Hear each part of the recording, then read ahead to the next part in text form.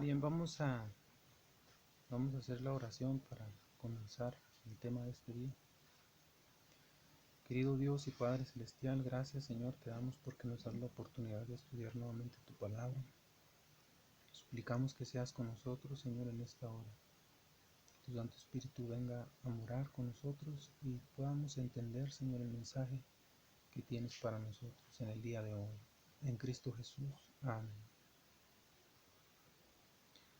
Bien, vamos a entrar en el tema de este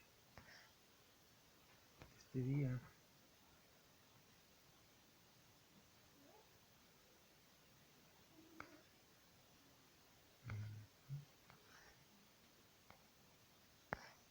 Solo un momento nada más. Permítanme ver el tema. Se me movió.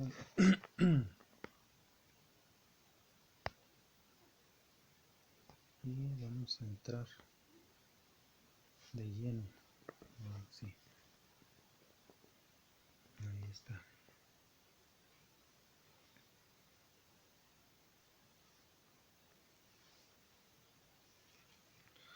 Se cuenta la historia de un hombre agonizante a quien el diablo se le presentó un pergamino donde estaban escritos todos los pecados que había cometido durante su vida. Sus acciones estaban escritas allí con suma precisión. Luego el tentador le preguntó: ¿dónde están tus virtudes? No las veo entre tantos pecados. ¿Qué posibilidades tienes cuando acudas ante el juicio de Dios? El moribundo contestó: tú no has llevado bien la cuenta. Ese es únicamente el lado del débito. Hay una columna donde aparecen todos los créditos. Al lado de ese triste cuadro debías haber dibujado una cruz, y al lado de esa larga lista de pecados debías haber escrito lo siguiente: la sangre de Jesucristo nos limpia de todo pecado. Este día la mayor experiencia de nuestra vida es ser limpiados de todos nuestros pecados mediante la sangre de Jesús. No hay nada que se asemeje a esta experiencia. Ser limpiado por la sangre nos asegura la salvación en Jesús. ¿Qué podrá borrar tus pecados? Nada, excepto la sangre de Jesús. Este día daremos respuesta a las siguientes preguntas: ¿qué es el bautismo? ¿Cuáles son los ejemplos bíblicos del verdadero bautismo? ¿Cuán importante es el arrepentimiento antes del bautismo? Bien, la necesidad. ¿Qué es el bautismo? El bautismo es un símbolo externo del lavamiento de nuestros pecados por la sangre de Jesús. Vamos a ver lo que dice Apocalipsis 1:5.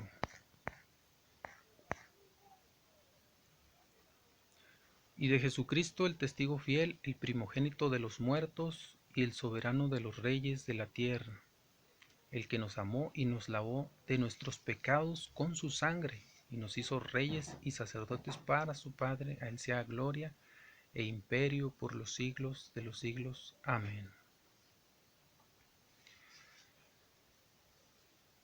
Sin Cristo, el bautismo es una ceremonia desprovista de significado. Después de leer, escuchar y creer la palabra de Dios, a los pecadores arrepentidos desearás dar testimonio público de que has aceptado el Evangelio eterno, que has recibido la fe de los santos y ahora formas parte del remanente que espera la segunda venida de Cristo. Dice aquí: Jesús vino, cuando Él vino, por agua y sangre, no por agua solamente, sino por agua y sangre. El Espíritu es el que da testimonio, porque el Espíritu es la verdad. Y aquí está lo que mencionaba. Aquí está la paciencia de los santos, los que guardan los mandamientos de Dios y la fe de Jesús. Una vez siendo bautizado, formas parte de los santos que guardan los mandamientos de Dios y la fe de Jesús. Dice en que Jesús fue bautizado. Al ser bautizado, Él nos enseñó un camino. Ahora nos dice aquí que el que dice que permanece en Él debe andar como Él anduvo. Él nos puso el ejemplo. Ahora podemos andar en su ejemplo. Ahora, Él no fue bautizado porque necesitara recibir el perdón de pecados, porque Él nunca pecó. Él recibió el bautismo para darnos ejemplo. Pues dice la Escritura, al que no conoció pecado, por nosotros lo hizo pecado para que nosotros fuésemos hechos justicia en Él.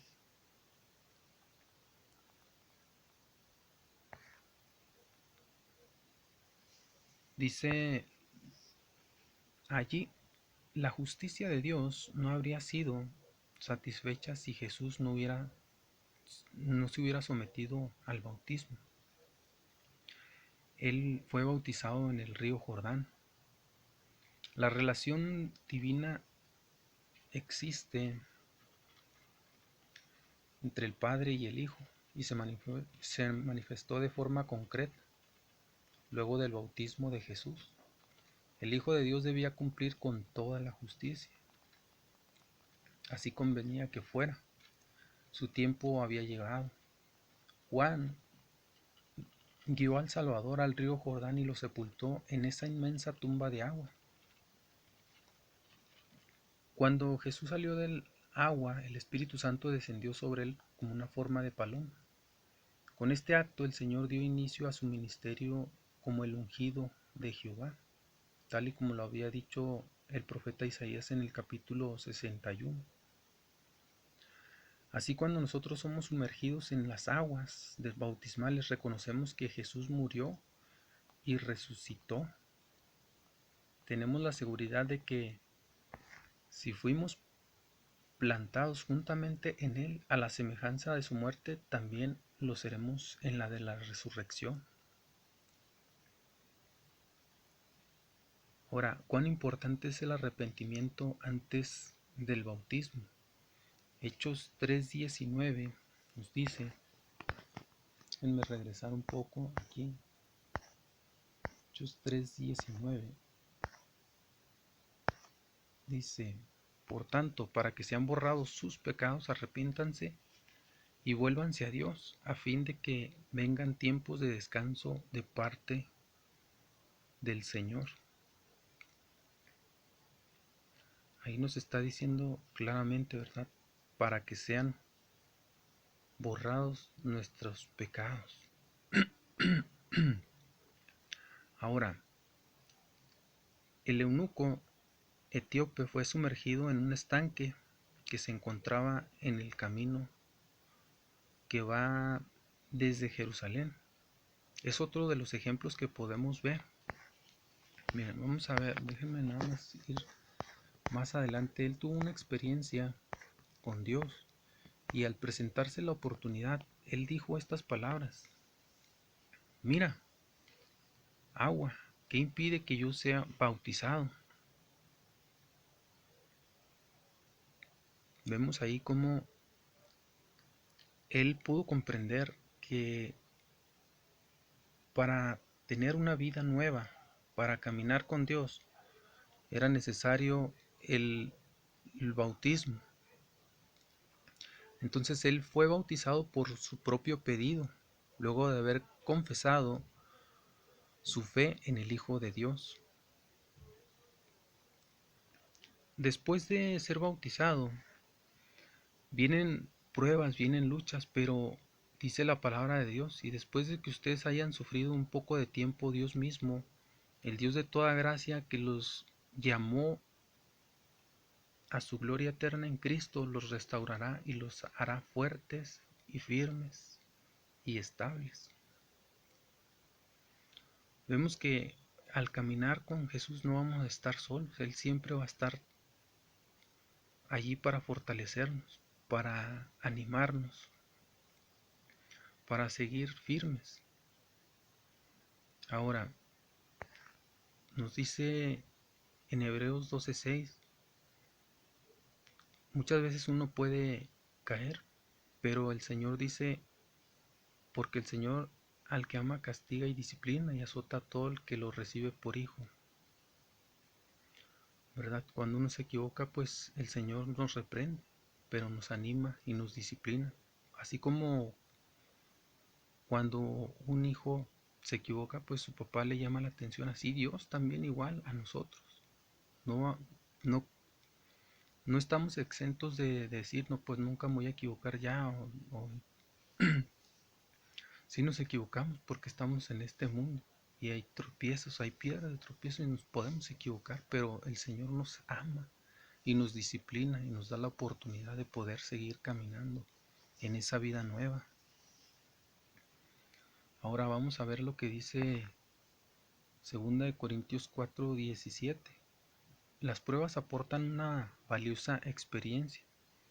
Dice aquí, porque esta leve tribulación momentánea produce en nosotros un cada vez más excelente y eterno peso de gloria. Así es que por lo tanto las pruebas son importantes para nuestro crecimiento, porque sin ellas no podríamos crecer. Vamos a ver lo que dice aquí en 2 Corintios 1:4. Las pruebas nos capacitan para que consolemos a los demás. Él nos consuela en todos nuestros sufrimientos, dice, para que nosotros podamos consolar también a los que sufren.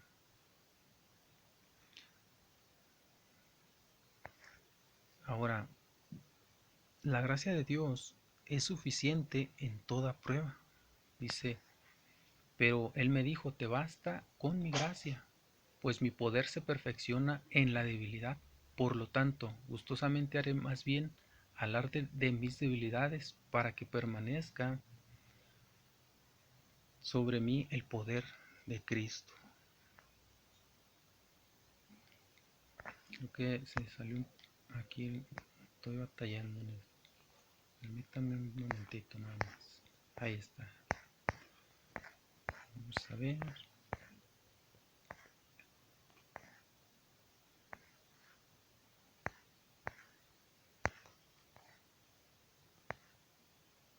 Aquí está.